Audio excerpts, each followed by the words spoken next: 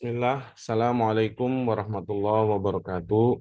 Alhamdulillah, wassalatu wassalamu ala rasulillah wa ala alihi wa ashabihi ajma'in. Amma ba'd. Pertama-tama marilah kita panjatkan puji dan syukur pada Allah subhanahu wa ta'ala, Zat yang maha agung, Zat yang maha besar, dan Zat yang maha mengatur segalanya. Tidak lupa pula salawat dan salam semoga terlimpah curahkan kepada Nabi Muhammad Sallallahu Alaihi Wasallam, pada para sahabat, pada keluarga, para sahabat, para tabiin, tabiut tabiin. Mudah-mudahan kita semua mengikuti sunnah-sunnahnya hingga akhir zaman nanti. Amin ya Allah ya Rabbal Alamin.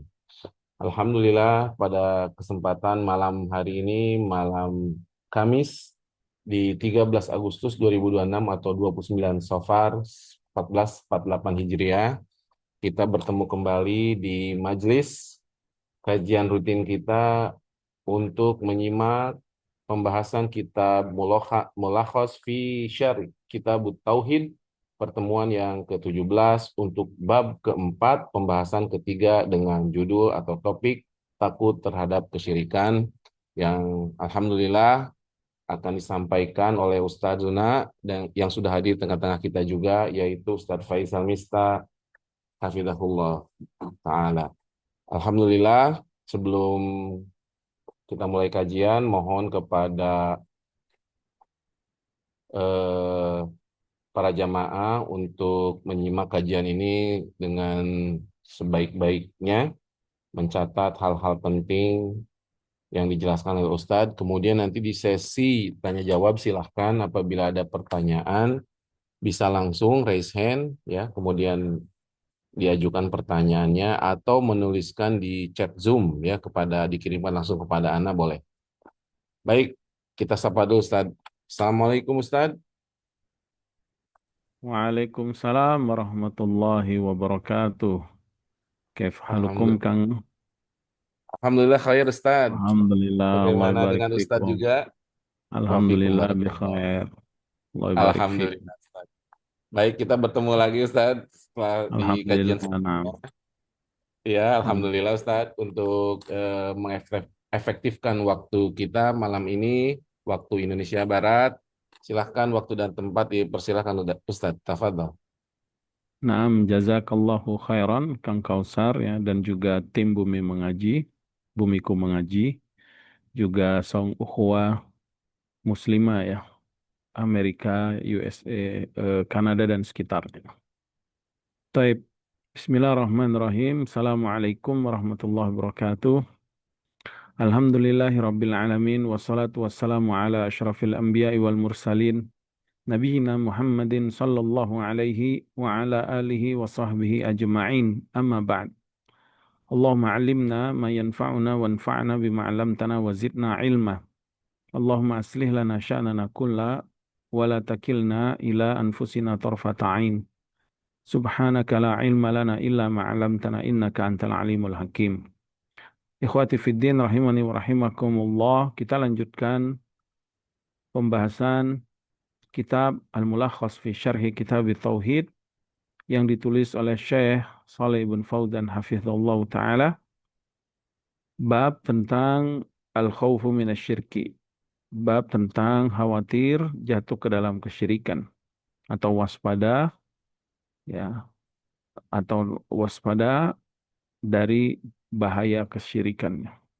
Kita lanjutkan hadis berikutnya.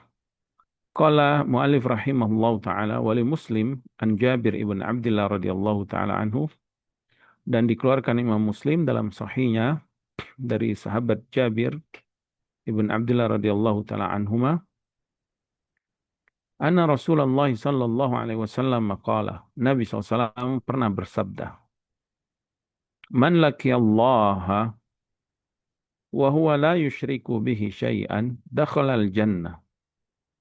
Barang siapa yang berjumpa dengan Allah, maksudnya meninggal ya. Di sini maksudnya meninggal. Barang siapa yang dia meninggal.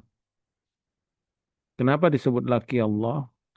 Karena kita semua akan kembali kepada Allah, ya, berjumpa dengan Allah ya. Inna lillahi wa inna ilaihi raji'un. Ilaihil masir. Ya.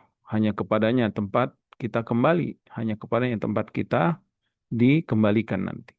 Kita semua akan berjumpa dengan Allah SWT. Artinya kita semua akan melalui kematian ini.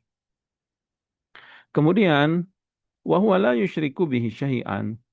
Ketika dia meninggal, alhamdulillah hamba ini tidak pernah mempersekutukan Allah sekalipun, sedikit pun. Ya. Artinya dia sudah taubatan nasuha atas dosa-dosanya yang dulu. Kemudian dia istiqomah sampai wafatnya. Dia istiqomah menjaga dirinya dari kesyirikan. Dia takut jangan sampai terkena lagi kesyirikannya. Ada orang yang dahulunya peminum minuman keras. Lalu dia dapat taufik dan hidayah. Lalu dia bertobat. Dan sampai meninggal dia tidak pernah lagi menyentuh minuman keras itu. Bahkan tidak berani lagi mendekatinya. Apalagi sampai meminumnya. Itu namanya dia menjaga diri. Dia takut terkena. Maka dia jaga dirinya. Begitu juga dosa-dosa yang lain. Dia misalkan pernah berzina. Ya, na'udzubillah min dzalik. Kemudian dia bertobat kepada Allah. Kemudian setelah dia bertobat, tobat nasuha sampai meninggal, dia jaga dirinya. Jangan sampai dia melakukan perbuatan itu lagi. Begitu juga ada yang korupsi, misalnya ada yang mencuri, atau ada yang zalim, atau ada yang riba. Dan itu semua dosa besar. Nah, ini perbuatan syirik. Mungkin dulu, mungkin dulu kita pun pernah melakukannya. Nasallallahu alaihi wasallam. Mungkin ya. Baik itu syirik besar, apalagi syirik kecil yang mungkin kita tidak terlepas dari perbuatan tersebut. Seperti ria, ya, mungkin kita masih melakukannya atau pernah melakukannya. Nah, kemudian hamba ini dia bertobat dan dia istiqomah sampai dia meninggal. Dia tinggalkan perbuatan itu dan dia berjuang untuk tidak melakukan perbuatan itu. Seperti dia berjuang meninggalkan maksiat dosa-dosa besar, seperti meminum khamar, berzina, riba, menzalimi orang lain, ya, atau apa? Atau dosa-dosa besar yang lainnya. Nah, kemudian dia jaga dirinya. Dia bertobat, kemudian dia menjaga, dia takut jangan sampai terkena perbuatan dosa tersebut. Nah, di sini termasuk syirik, ya. Dia takut jangan sampai dia terkena perbuatan ini. Kemudian dia jaga istiqomah sampai dia meninggal. Apa kata Nabi SAW? Dakhalal jannah. Dia akan masuk surga. Subhanallah. Dakhalal jannah ini jumlah fi'liyah dengan fi'il madi yang menunjukkan dia masuk surga. Dia telah masuk surga. Artinya ini kepastian dari syariat bahwa orang yang tidak pernah melakukan kesyirikan, orang yang bertauhid artinya, orang yang bertauhid, orang yang beriman kepada Allah, mengikhlaskan ibadahnya hanya kepada Allah, untuk Allah, kemudian dia wafat di atas iman, di atas tauhidnya, maka dia akan masuk ke dalam surga Allah. Dia akan masuk surga Allah. Ini janji Allah. Kemudian sebaliknya, waman laqiyahu, dan siapa yang berjumpa dengan Allah, maksud siapa yang meninggal, yusyriku bihi syai'an, lalu dalam keadaan melakukan perbuatan syirik dan belum sempat bertobat. Syirik besar atau syirik kecil, ya. Kalau syirik besar, nauzubillah, ya bahaya, ancamannya dia masuk neraka kekal selama-lamanya. Kalau syirik kecil, tidak diampuni dosa tersebut, ya. Dakhalan nar, maka dia akan masuk neraka.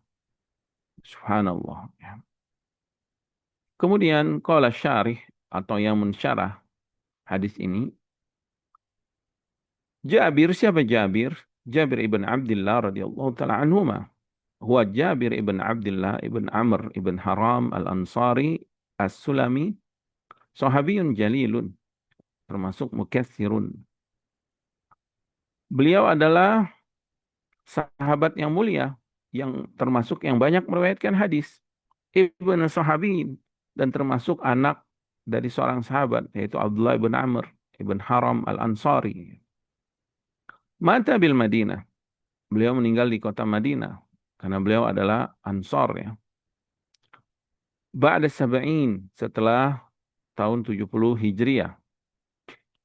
Walahu arba'un wa tis'una sanat, dan dia usianya saat wafat itu 94 tahun, ya. Jadi termasuk sahabat yang lama hidupnya, ya, termasuk sahabat yang tua ya. Maksudnya yang wafatnya sampai angka ke 90 tahun. Kemudian yang dimaksud dengan man Allah, siapa yang berjumpa dengan Allah, maksudnya adalah man mata, siapa yang meninggal ya. La yusyriku bihi, yang dimaksud dengan tidak melakukan perbuatan syirik. Ai lam yattakhid ma'ahu syarikan. Tidak pernah menjadikan sekutu bagi Allah, baik dalam uluhiyah atau ilahiyah, dalam peribadahannya. Artinya dia nggak pernah beribadah kepada selain Allah. Wala fi rububiyah, dan tidak juga pada sifat rububiyah Allah, yaitu sifat perbuatan Allah. Artinya dia tidak pernah menjadikan tandingan-tandingan selain Allah dalam sifat rububiyah. Sifat rububiyah itu seperti mencipta, memberi rezeki, mengatur alam semesta, menolak bala. Ya. Yang dimaksud dengan syai'an, sesuatu apapun, ay syirkan qalilan au katsiran. Artinya dia tidak melakukan perbuatan syirik, baik syirik besar atau syirik kecil. Ya.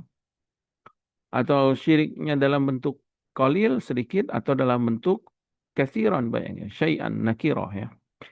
Fisiyaki an-nafi ya. Nakirah fisiyaki nafi, maka tufidu am ya. Tufidul am. Kalau ada nakirah dalam bentuk nafi, ya, peniadaan, la yusyriku bi syai'an, ini kalimatnya kalimat nafi, ada lam nafiyah di sini.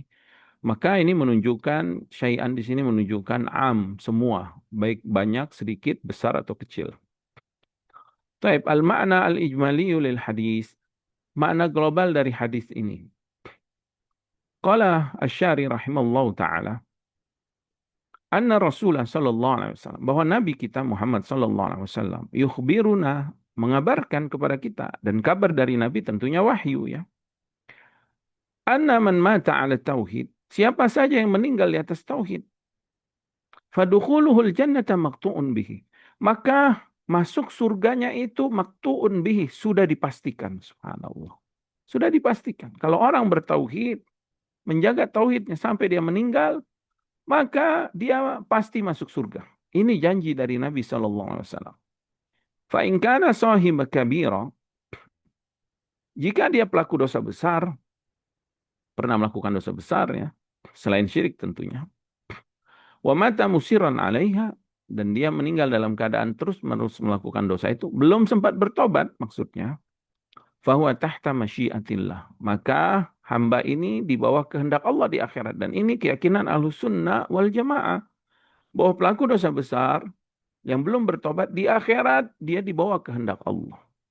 Fa'in afallahu anhu dakhalaha awalan, jika Allah mengampuni, memaafkan hamba ini karena fadilah karunia dari Allah, kasih sayang dari Allah kepada hamba ini, mungkin disebabkan satu amalan atau keikhlasannya atau hal-hal yang lain yang hanya Allah mengetahui, keadaannya dan hikmahnya dan keadilannya, maka dia akan masuk surga di awal. Maksudnya dia bisa langsung masuk surga tanpa perlu dimasukkan dulu di neraka atas dosa-dosanya. Karena dosanya sudah diampuni Allah. Wa illa, kalau ternyata tidak Allah ampuni dosa besarnya itu, karena dia belum sempat bertobat, dan ini sesuai dengan keadilan dan hikmahnya Allah subhanahu wa ta'ala, uzziba fin nari, hamba ini akan diazab di neraka. Kemudian karena dia ahlu tauhid, orang Islam yang tidak keluar keislamannya, orang yang beriman, walaupun dia pernah melakukan dosa, melakukan kefasikan, summa ukhrija minha wa udkhilal jannata, maka dia akan dikeluarkan dari neraka dan akan dimasukkan ke dalam surga. Ya. Semoga kita bukan termasuk hamba ini, karena ini sempat dimasukkan ke neraka dan kita nggak tahu betapa ngerinya, betapa dahsyatnya azab neraka itu. Wa ana man mata ala syirkil akbar, dan ini yang menakutkan. Dan siapa saja yang meninggal dalam keadaan masih melakukan perbuatan syirik yang besar, la yadkhulul jannata, dia tidak akan pernah masuk surga. Wala yanalahu minallahi rahmatun, dan dia tidak akan mendapatkan kasih sayang dari Allah karena tidak ada keimanannya, tidak ada tauhidnya. Tidak ada sesuatu yang mulia, yang agung. Tidak ada kalimat la ilaha illallah di dalam hatinya, di dalam lisannya, di dalam amalannya. Maksudnya tidak bermanfaat ya la ilaha illallahnya itu. Sehingga tidak mengeluarkan cahaya yang dengan sebab itu dia diselamatkan. Wa yukhallidu finnar, dan dia pun terancam dimasukkan ke dalam neraka dalam keadaan kekal. Nauzubillah min dzalik. Wa in kana syirkan asghar, tapi sebaliknya kalau syirik yang dia lakukan syirik kecil, dakhalan nar, dia tetap akan masuk neraka. Nauzubillah min dzalik. Kapan itu? Ilam yakun ma'ahu hasanatun rajihatun. Jika tidak ada kebaikan yang memberatkan timbangan amalan kebaikan sehingga mengalahkan dosanya tersebut. Jadi saat ditimbang, misalkan amalan-amalan kebaikannya kalah dengan perbuatan syirik kecilnya ini. Fanasallallahu alaihi wasallam, maka dia akan masuk neraka. Akan tetapi, la yukhalladu fiha. Orang yang melakukan syirik kecil ini tetap ada tauhidnya. Ya, tetap ada keimanannya. Walaupun sedikit, dia tidak akan dikekalkan di neraka. Dia akan diselamatkan dengan tauhidnya tersebut, dimasukkan ke surga. Munasabatul hadis lil bab. Korelasi hadis dan bab ini yaitu bab al-khawfi minasyirki. Bab takut dari kesyirikan. Anna fihi taghlidha fin nahyi anisyirki. Bahwasanya dalam hadis ini ada taghliz fin nahyi. Ada ketegasan yang sangat keras dalam larangan perbuatan syirik, anisyirki. Nah, hadis ini menunjukkan ya, peringatan keras, hati-hati melakukan kesyirikan. Karena antara kematian neraka dan dirinya itu hanya kematian, jaraknya sangat dekat. Dan kematian itu dekat, kematian itu cepat. Setelah dia mati, dia pernah melakukan kesyirikan, neraka ancamannya. Naudzubillah min dzalik. Mimma yujabu syiddatul khaufi minhi. Yang mengharuskan seorang hamba syiddatul khauf, benar-benar sangat takut minhu, dari kesyirikan itu. Maksudnya benar-benar dia sangat khawatir, sangat waspada, dan benar-benar dia menjaga dirinya dari kesyirikan itu. Kalau kita menjaga tubuh kita jaga betul dari penyakit-penyakit yang mematikan, dan kita jaga sampai kita rawat betul ya. Kalau ada tanda-tanda sedikit penyakit tersebut menyerang, kita langsung periksa. Kemudian kita tanya kepada dokternya, apa obat yang harus diminum, apa pencegahannya, kemudian makanan apa yang nggak boleh kita sentuh, kemudian hal-hal apa, perbuatan-perbuatan apa yang tidak boleh kita lakukan. Itu benar-benar detail. Dan kita sangat nurut, sangat taat. Kenapa? Karena kita khawatir. Khawatir terkena penyakit yang mematikan tersebut. Tetapi pada perkara yang lebih mengkhawatirkan, tidak sekedar kematian, tapi kekal di neraka. Atau masuk neraka, dia nggak berhati-hati. Maka naudzubillah min dzalik. Maka orang yang beriman, orang yang cerdas, orang yang mengetahui mana perkara-perkara yang lebih penting yang harus dia jaga, maka hal yang paling penting yang dia jaga adalah ini, keselamatan dia di dunia dan di akhirat, yaitu tauhidnya. Maka dia takut tauhidnya ini diserang, dikotori oleh kesyirikan. Ya, yang itu selalu bertubi-tubi menyerang di setiap kehidupan kita, di setiap saat, di waktu kehidupan kita. Ya, dia datang ya, membawa pemikiran-pemikiran, membawa keyakinan-keyakinan atau ajakan-ajakan kepada hal tersebut. Maka orang yang beriman tentu tahu hal ini dan dia pasti akan menjaga dirinya. Ya. Ma yustafadu minal hadis. Pelajaran dari hadis ini, yaitu hadis Jabir yang diriwayatkan Imam Muslim. Yang pertama, hadis ini menunjukkan wujubul khaufi minasyirki. Wajib seorang mukmin dia khawatir dan takut dari kesyirikan. Takut di sini artinya menjaga diri, ya, lari dari hal tersebut. Ya.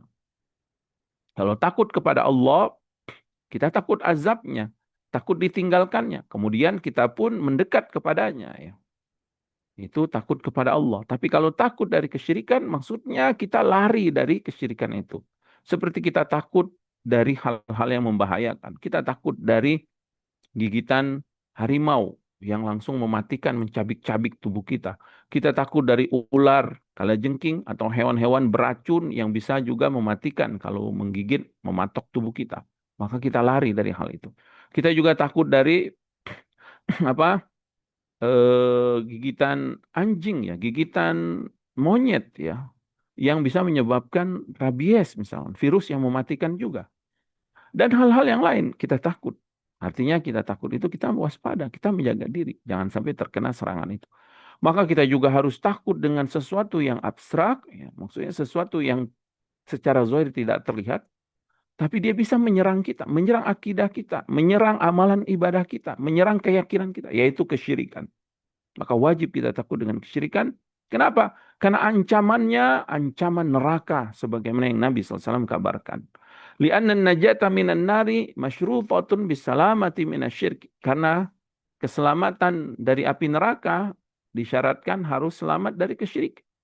Karena syarat supaya kita selamat dari api neraka, syaratnya kita selamat dari kesyirikan. Berarti kalau kita takut dimasukkan ke dalam api neraka, maka wajib kita takut melakukan sebab-sebabnya, yaitu kesyirikan kepada Allah Subhanahu wa taala. Tapi sayang ya, wa ma qadarullah wa ma qadarullah haqqa qadri.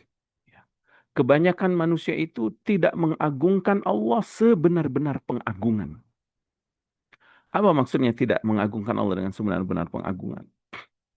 Ketika kita lihat aja nih, ketika seseorang melakukan perzinahan misalnya dengan seseorang yang melakukan sesajen, kira-kira mana yang dianggap aibnya lebih besar, mana yang dianggap ya oleh masyarakat kita perbuatan yang tidak benar atau perbuatan yang aib gitu. Pasti mereka mengatakan zina ini.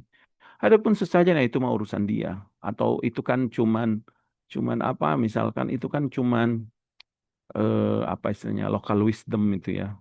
Kearifan lokal lah. Kearifan lokal di sini kan mereka membuat sesajen buat gunung, biarin aja gitu.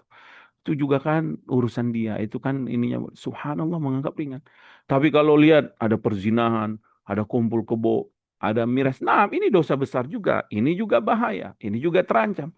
Tapi di sisi Allah, mana yang besar dosanya? Tentu kesyirikan ini. Kenapa? Karena kesyirikan ini adalah menduakan Allah dalam sifat khusus hanya milik Allah Subhanahu wa taala. Kalau perzinahan itu hawa nafsu manusia, hawa nafsu manusia. Tapi kalau ini berkaitan dengan hak Allah, dengan keagungan Allah, dengan tujuan penciptaan manusia, uluhiyah Allah, rububiyah Allah, asma sifat Allah Subhanahu wa taala. Tapi sayang manusia tidak mengagungkan Allah dengan sebenar-benar pengagungan sehingga mereka menganggap kesyirikan itu hal yang biasa. Padahal itu hal yang sangat ditakuti oleh para nabi dan rasul ya, dari dahulu. Kenapa? Karena mereka sangat mengenal Allah. Sehingga mereka betul-betul menjaga diri mereka, keluarga mereka, masyarakat mereka. Jangan melakukan kesyirikan. Karena apa? Azab Allah akan turun. Dan azab Allah sangat dahsyat, ya, sangat besar, sangat menyakitkan, dan juga sangat dahsyat kalau Allah Subhanahu wa taala sudah mengazab suatu kaum karena kesyirikannya.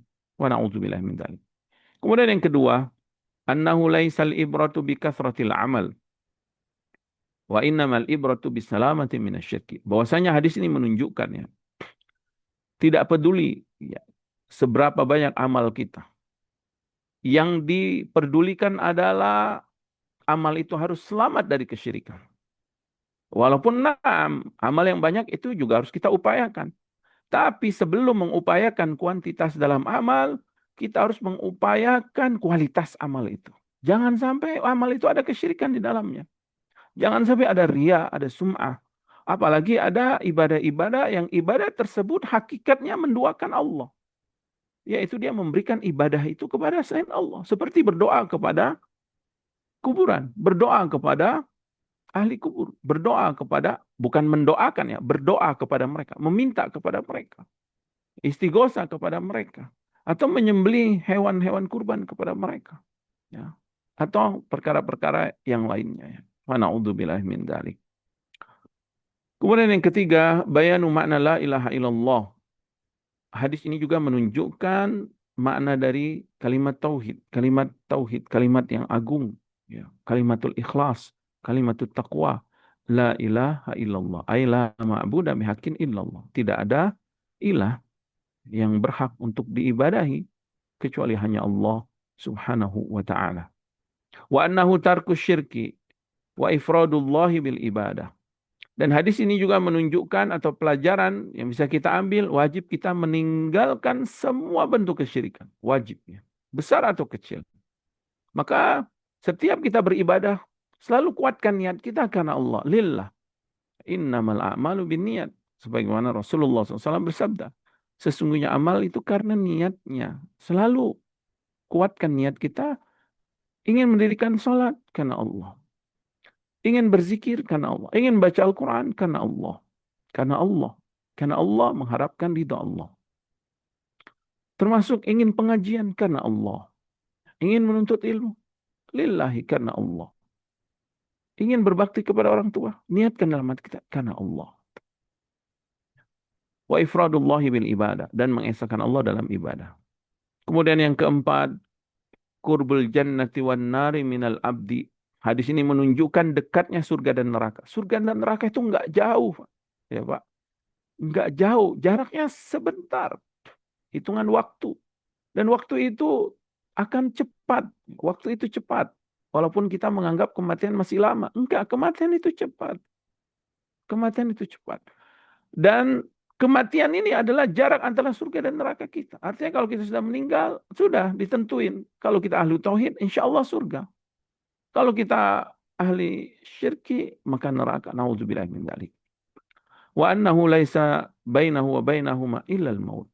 Dan hadis ini menunjukkan ya, tidak ada penghalang antara seorang hamba dengan surga dan neraka kecuali kematian saja. Naam, kita dihalangi oleh kematian untuk masuk ke dunia yang kekal abadi, dunia kenikmatan, kesejahteraan, kemewahan, kebahagiaan, yaitu alam surga, surga hakikat ya, wal jannatu haqqun wan naru haqqun ya, dalam hadis Ubadah ibn Thamit radhiyallahu taala anhu yang kita pernah bahas pada sebelum-sebelumnya, dan meyakini bahwa surga itu hak dan neraka itu hak. Dan juga ada tempat kengerian, tempat siksaan yang sangat keras, keadilan Allah.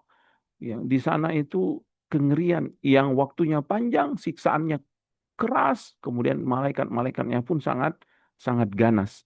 Neraka. Dan jarak kita antara surga dan neraka di hadapan kita itu hanya kematian. Makanya jaga tauhid kita. Dari semenjak kita hijrah, alhamdulillah mengenal tauhid, kita belajar tauhid, mempelajari ayat-ayat tentang tauhid, kemudian kita mengamalkannya, kita jaga akidah kita jaga tauhid ini, kita jaga amalan kita jaga amalan tauhid ini, mengikhlaskan ibadah karena Allah, sampai kita meninggal dalam keadaan muslim, berserah diri hanya kepada Allah. Ya.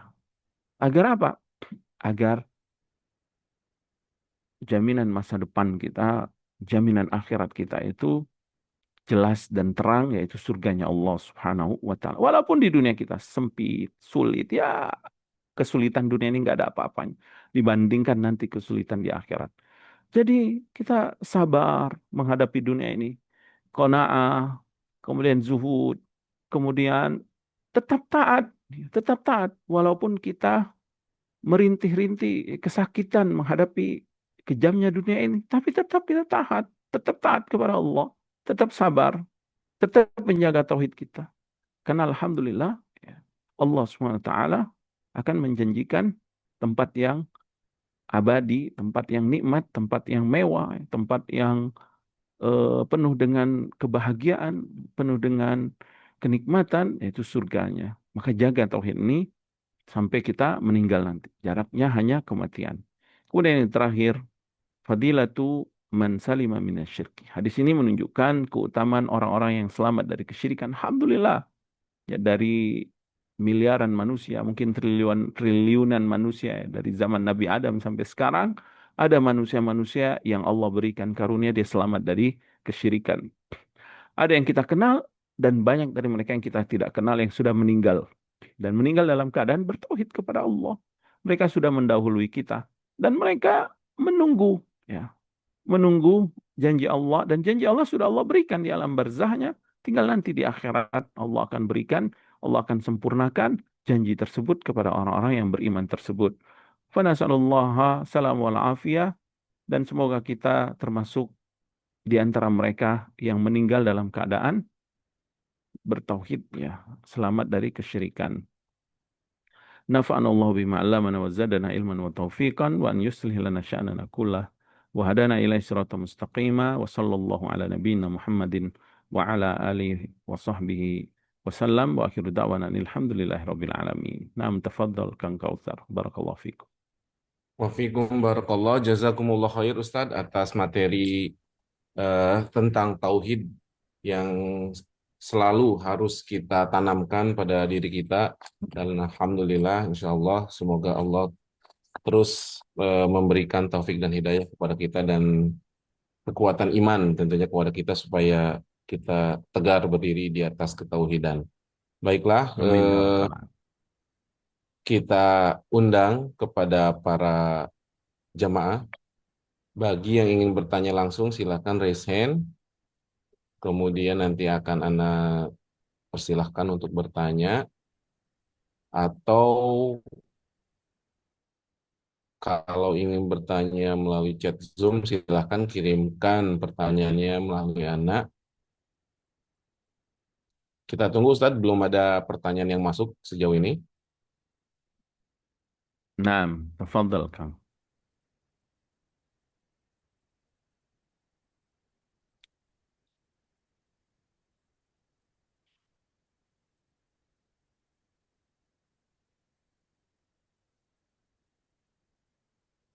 Sekali lagi, Anda informasikan kepada para jamaah yang ingin bertanya langsung, silakan raise hand.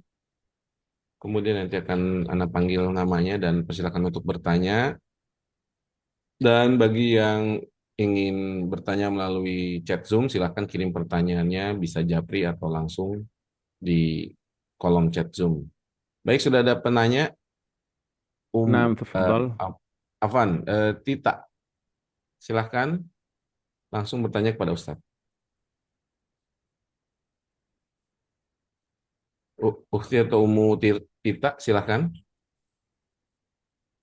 Oh, tidak jadi, tadi sudah resen Ustadz.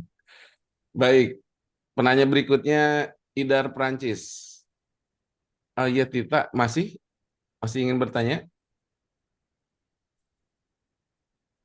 نعم تفضل. Halo Tita, Ibu Tita, di unmute. Oh, sebentar, unmute-nya mungkin mati ya. Iya, Afan. Oh ya, ya, Ru- Afwan ru- Ustadz. Rupanya Tadi nggak terkunci belum. Ustaz Afan. Silakan Umu Tita atau Ukti, silakan. Iya, Afwan. Bismillah Ustadz izin bertanya. Kalau misalnya melakukan suatu perbuatan bid'ah, apakah itu termasuk ke dalam kesyirikan? Kan Ustadz. نعم بارك الله فيكم.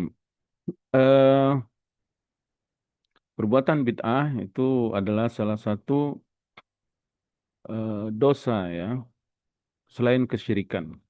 Karena bid'ah itu adalah menyelisihi petunjuk Nabi SAW dalam melakukan ibadah ya, dalam syariat ini. Dan bid'ah itu sebenarnya bertingkat-tingkat.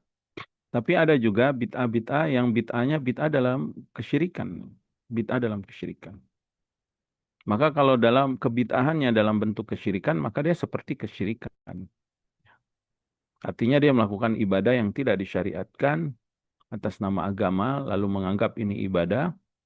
Kemudian ternyata ibadah tersebut di dalamnya ada bentuk kesyirikan. Seperti misalkan berdoa kepada ahli kubur, lalu merutinkan ibadah tersebut setiap tahun, atau misalkan setiap minggu, atau setiap Jumat, atau malam-malam tertentu, atau bulan-bulan tertentu, dia berdoa kepada ahli kubur itu.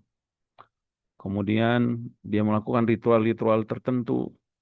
Ya, kalau misalkan dari sisi ibadahnya, ibadah ini bid'ah. Tapi kalau ternyata ketika dia beribadah di sana, dia berdoa kepada ahli kubur, maka itu ada kesyirikan.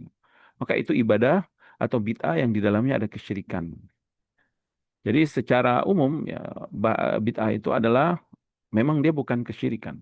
Bid'ah itu adalah melakukan ibadah yang tidak sesuai ya, dengan sunnah Rasulullah atau tidak sesuai dengan syariat. Tetapi kalau ternyata perbuatan bid'ah itu ada kesyirikan di dalamnya, maka itu bid'ah yang ada syiriknya ya. Karena bid'ah itu juga bertingkat-tingkat. Ada juga bid'ah yang ada kekufuran di dalamnya, ya. Ada juga bid'ah yang tidak sampai kekufuran, tapi dia merupakan bid'ah, ya, wallahu ta'ala alam. Nah, Syukron jazakumullah khair Ustadz atas jawaban kepada penanya. Semoga terjawab jawaban dari penanya. Kita lanjutkan tadi ada yang ya silakan Umu Idar atau Ukti Idar Prancis. Assalamualaikum warahmatullahi wabarakatuh, Ustadz dan Waalaikumsalam moderator. warahmatullahi wabarakatuh. Saya ingin bertanya mengenai zikir pagi dan zikir petang. Macam-macam ada beberapa zikir gitu, apakah itu pagi atau petang, yang menurut sebagian ulama itu hadisnya daif gitu. Tapi yang sebagian lagi mengatakan itu eh, eh, sahih gitu. Misalnya ada hasbiyallahu la ilaha illa huwa itu ada yang mengatakan itu hadisnya sahih, ada yang mengatakan itu hadisnya daif. Lalu kalau kita membaca doa atau zikir daif itu, tapi kita dalam hati mengatakan seandainya ini daif, semoga diampuni, tapi kalau ini tidak daif, semoga diberi pahala. Apakah itu boleh, Ustadz? Nah, barakallahu fikum. Baik, bagi kita orang awam, ya, wajib bertanya kepada para ulama atau para syekh atau murid dari syekh yang terpercaya keilmuannya. Nah, kemudian ketika kita bertanya, maka itu akan membentuk suatu ilmu dan keyakinan bagi kita. Kalau memang ulama, syekh dan atau ustadznya itu terpercaya keilmuannya, maka kita pegang itu. Karena itu yang akan memberikan ketenangan. Jadi jangan hanya sekedar kita baca buku misalkan, sebagian ulama ini dhaif, sebagian ulama ini sahih. Lalu kita pun bingung mengambil kesimpulan, ya, karena kita tidak memiliki kapasitas untuk menetapkan mana yang lebih kuat pendapat kedua ulama ini. Tapi ketika kita bertanya kepada syekh atau kepada ustadz, lalu syekh dan ustadz itu menetapkan, misalkan hadis ini sahih atau hadis ini bisa diamalkan. Nah, itu akan membuat kita yakin. Dan nanti amalan kita ada pertanggungjawabannya di sisi Allah. Yaitu kita sudah bertanya kepada ulama. Ya. Sebagaimana Allah berfirman, Fas'alu ahla dzikri in kuntum la ta'lamun. Bertanyalah kepada para ulama jika kamu tidak mengetahui. Karena memang ya berkaitan dengan tarjih, ya. Tarjih itu mengambil pendapat yang kuat, itu ada kaidahnya, ya, ada dawabitnya, apalagi tentang masalah hadis, ya. Yang itu memang sangat dalam ininya pembahasannya, yang memang bagi kita yang tidak memiliki kapabilitas, ya, untuk menelitinya atau untuk mengetahui kebenaran mana yang lebih sahihnya, maka yang lebih aman adalah bertanya kepada mereka. Maka saya nasihati, misalkan umur tanya kepada para masyayikh, dan alhamdulillah, ya, banyak sebenarnya link-link pertanyaan meminta fatwa kepada masyayikh. Ya, sekarang kan sudah ada dunia online, ya. Di Haramain juga Mekah dan Madinah itu kalau kita tahu informasinya, ada pertanyaan-pertanyaan yang bisa kita tanya kepada mereka, baik dalam bahasa Arab atau dalam bahasa Inggris, ya. Insya Allah mereka akan memahaminya dan nanti dijawab. Atau kepada ustadz-ustadz, ya, atau kepada yang kita percayai keilmuannya, kemudian nanti disebutkan. Ya, kalaupun tidak dijawab saat itu, mungkin ustadznya melihat dulu, lalu ditetapkan, diamalkan saja, karena ternyata banyak syawahid-syawahid dari hadis itu yang menunjukkan kekuatan hadis itu, artinya bisa diamalkan, maka alhamdulillah kan bisa kita amalkan. Tapi kalau dengan modal kita sendiri membaca misalkan, lalu kita pun menetapkan, kayaknya saya baca aja dan berniat nanti kalau ini, khawatir nanti apa namanya yang kita amalkan itu kurang kurang tepat, ya. Wallahu ta'ala alam. Jadi bagaimana ini ya mengenai doa dalam zikir pagi?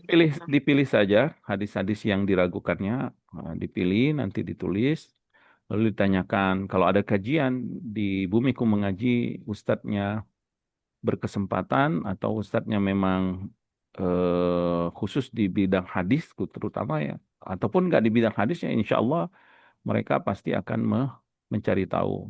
Tanyakan, kemudian nanti pada pertemuan berikutnya atau selanjutnya mungkin nanti disebutkan. Ya. Nanti di Ya, ini Hmm, apa ya, Ustaz? Menurut buku dari Yazid bin Abdul Qadir Jawas itu Hasbiyallahu la ilaha illa huwa alaihi tawakkaltu wa huwa rabbil arsyil azim. Itu hadisnya katanya dhaif gitu. Tapi saya mendengar dari Ustadz yang juga saya percaya, katanya itu harus sahih. bagus diamalkan gitu karena hadisnya Baik. sahih. Jadi saya Ibu, memang ibu bingung. percaya dengan ibu percaya dengan ustadz tersebut? Dua-duanya saya percaya Ustadz. Baik, nah, ambil yang paling kita yakini, amalkan, insya Allah nggak mengapa. Ya, karena Pasti dari ya pasti tadi dari keduanya ada yang paling kita yakini ininya ya, keilmuannya khusus di bidang hadis misalkan. Maka insya Allah dua-duanya sesuai dengan ijtihad mereka ya, dan insya Allah di sisi Allah yang benar dapat dua pahala, ya, yang satu dapat satu pahala, nggak ada yang salah sebenarnya dalam masalah ijtihad ini, karena nggak asal-asalan pasti mereka memeriksa hadis tersebut. Maka ambil dan kemudian iman yang paling yakin, kalau kita yakin bisa apa namanya memang hadisnya sahih dan ustadznya kita yakini keilmuannya dan juga beliau menjawabnya dengan ilmiah dengan ilmu, ya tafadhol amalkan, insya Allah itu lebih memberi ketenangan. Kemudian tinggalkan keraguan. itu Nah, yang susah. Masih mengenai zikir pagi dan petang ini Ustadz. nah, Kan ada juga di dalam zikir pagi dan zikir petang ini ada yang berupa doa, misalnya Allahumma afini fi badani gitu. Apakah nah. itu boleh kita baca dalam sujud, Ustaz? Nah, semua bentuk doa secara umum ya boleh kita. Jadi doa-doa yang muqayyad yang dibaca pagi, dibaca petang. Kalau kita baca selain pagi dan petang secara mutlak ya. Secara mutlak itu maksudnya kapan saja, termasuk dalam sujud, misalkan doa yang secara umum maka tidak mengapa insya Allah. Wallahu ta'ala Jazakallah alam. khairan, Ustaz. Jazakallah khairan, Ustaz. Wa iyyakum. Jazakumullah khair Ustaz atas jawaban pertanyaannya. Barakallahu fikum. Semoga Allah barik fikum. bermanfaat bagi penanya atas jawaban dari Ustadz. Berikutnya kita ke penanya, ada Umu Amar dari Amerika. Silakan Umu. Ya, jazakumullahu khairan host. Alhamdulillah, jazakumullahu khairan Ustadz tentang materi keempat yang udah selesai ini. Yang ingin ditanyakan Ustadz tentang kalimat la ilaha illallah. Ketika kita belajar dari orang tua misalnya, kemudian di sekolah-sekolah, kita kan taunya tentang maknanya saja ya Ustadz. Tetapi ketika sudah bermajelis ilmu, kita tahu lebih panjang ada penjelasan tentang gigi-giginya atau tentang eh, penjelasannya, Syarat-syaratnya. ya syarat-syaratnya. Sedangkan misalnya Ustadz, kalau orang tua kita atau orang-orang yang tidak bermajelis ilmu kan tidak mengetahui tentang syaratnya ini Ustadz. Sejauh mana kita sebagai Muslim Ustadz kewajiban mengetahui syarat-syaratnya ini seperti apa Ustadz? Apalagi kalau misalnya di kampung-kampung kan mereka tidak tahu Ustadz. Jazakumullahu khairan atas penjelasan Ustadz. Nah, wa jazakumullah khairan barakallahu fikum. Nah, berdasarkan firman Allah Subhanahu wa taala ya, fa'lam annahu la ilaha illallah dalam surat Muhammad ya 19, maka berilmulah kamu tentang la ilaha illallah. Maka perintahnya wajib ya, maksudnya kalimatnya dalam bentuk amar, perintah dari Allah. Berilmulah kamu tentang la ilaha illallah. Berarti menunjukkan wajib bagi setiap orang Islam belajar dan berilmu tentang la ilaha illallah. Tentang apanya ya? Tentang lafaznya, maknanya, syaratnya, dan juga tafsirnya. Dan kitab Tauhid yang kita baca ini sebenarnya isi semuanya itu adalah tafsir dari la ilaha illallah. Perincian-perinciannya. Maka orang tua kita yang dahulu, ya keimanan dan keyakinan mereka tentunya bertingkat-tingkat. Dan insya Allah pasti ya, pasti ilmu itu sampai, pasti apa namanya, pengetahuan tentang la ilaha illallah itu syarat-syarat yang pentingnya itu sampai. Dan pengamalannya memang berderajat-derajat. Walikulin darajatum mimma amilu, ya kata Allah SWT dalam surah Al-Ahqaf dan surah apa namanya Al-An'am itu, dan setiap kalian itu memang bertingkat-tingkat derajat amalannya, pengamalan dari la ilaha illallah. Maka bagi kita yang sudah mengetahui alhamdulillah, dan terus kita pelajari ya. Kemudian setelah kita pelajari, kita amalkan, dan jangan lupa mengajarkannya, terutama kepada keluarga kita. Karena ini amanah. Dan ini perkara yang pertama kali wajib diketahui oleh setiap orang muslim. Ya. Orang yang sudah balik, berakal, muslim, wajib dia mengetahui tentang la ilaha illallah. Dan alhamdulillah kajian tentang la ilaha illallah itu sudah terus-menerus diulang-ulangi ya. Karena begitu pentingnya tauhid ini. Setelah kajian misalkan, dan setelah kita mengetahui maknanya, jangan lupa kita ajarkan kepada keluarga kita. Nanti bab selanjutnya tentang itu, tentang dakwah la ilaha illallah, dakwah ila syahadatin la ilaha illallah, yaitu mengajak kepada tauhid. Naam. Wallahu taala alam. Iya Ustadz, satu lagi Ustadz. Naam. Assalamualaikum warahmatullahi wabarakatuh. Ustadz, apabila di anggota keluarga, ini keluarga inti Ustadz, seseorang ini sudah diperingati bahwa meninggalkan sholat dengan sengaja itu, dan kalau keterusan menjadi rutin yang ditinggalkan akan mengeluarkan dirinya dari Islam. Sudah dikatakan demikian, tapi tidak percaya. Artinya dia bilang saya masih Islam, cuma nggak mau aja mengerjakan sholat karena berbagai alasan. Misalnya susah bangun pagi atau pekerjaan dan seterusnya. Apakah kalau memang sudah diberitahu dan dia melakukan dengan terus-menerus, dengan sadar, apakah ini mengeluarkan dirinya dari Islam? Jazakumullahu khairan Ustaz. Jazakumullah khairan, barakallahu fikum. Naam ya. Para ahlul hadis, para ulama hadis, mereka sepakat barang siapa yang meninggalkan sholat sengaja ya, dengan sengaja meninggalkannya, maka dia telah kufur ya.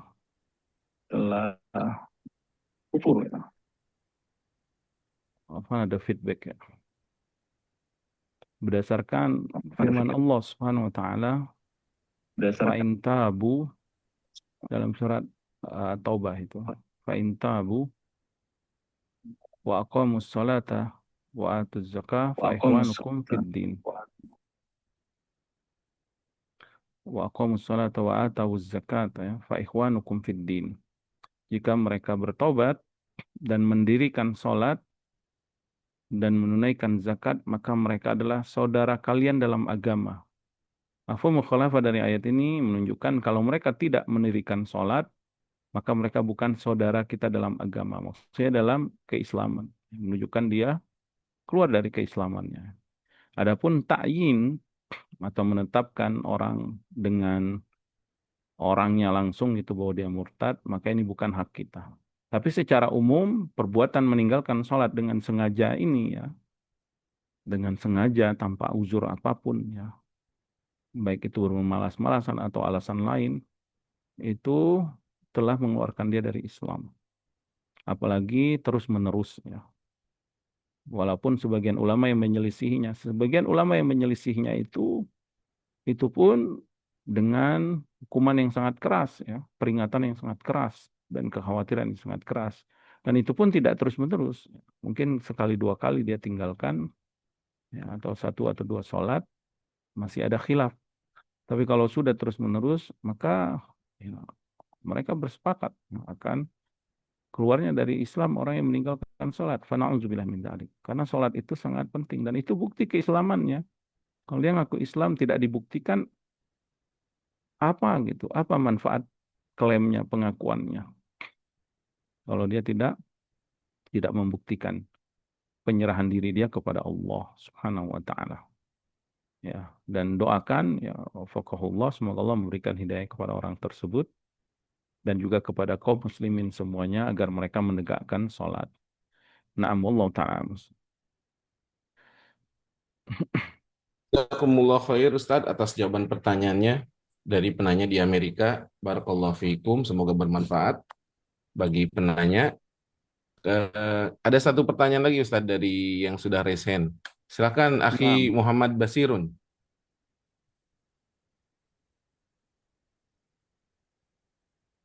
Akhi Muhammad,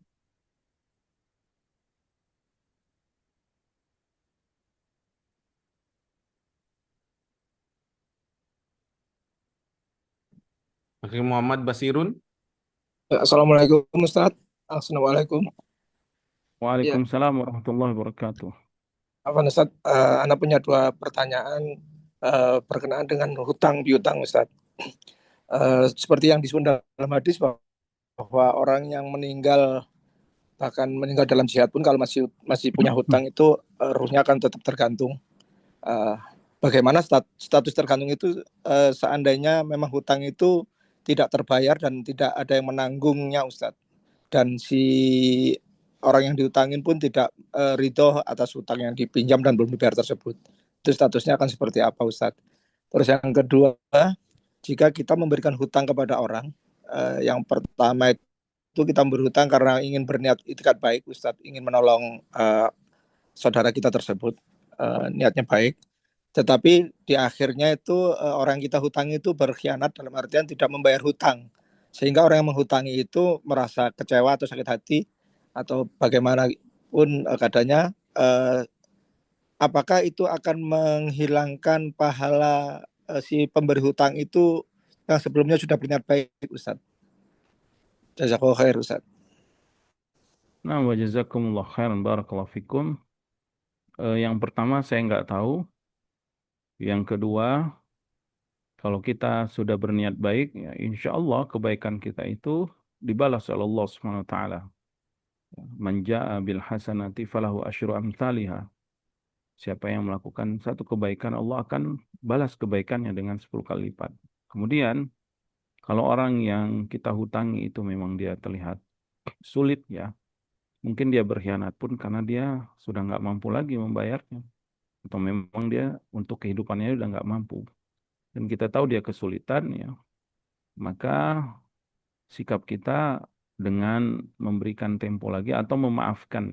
Atau memaafkan maksudnya mensedekahkan hutang tersebut ya. Wa in kana dzu usratin fanadhiratun ila maisarah dalam surah Al-Baqarah. Dan jika orang yang berhutang itu dalam keadaan sulit kata Allah, maka tunggu sampai dia lapang. Wa antasaddaqu khairul lakum in kuntum ta'lamun. Dan menyedekahkan hutangmu itu lebih baik bagi kamu di sisi Allah jika kamu mengetahuinya. Pahalanya besar nanti di sisi Allah. Nah, wallahu ta'ala alam ya. Demikian yang bisa kami sampaikan. Wassallallahu ala nabiyina Muhammadin wa ala alihi wasallam. Assalamualaikum warahmatullahi wabarakatuh. Waalaikumsalam warahmatullahi wabarakatuh. Jazakallahu khair Ustaz. Jazakumullah atas materi yang telah diberikan serta jawaban dari pertanyaan-pertanyaan yang diajukan oleh penanya. Barakallahu fikum.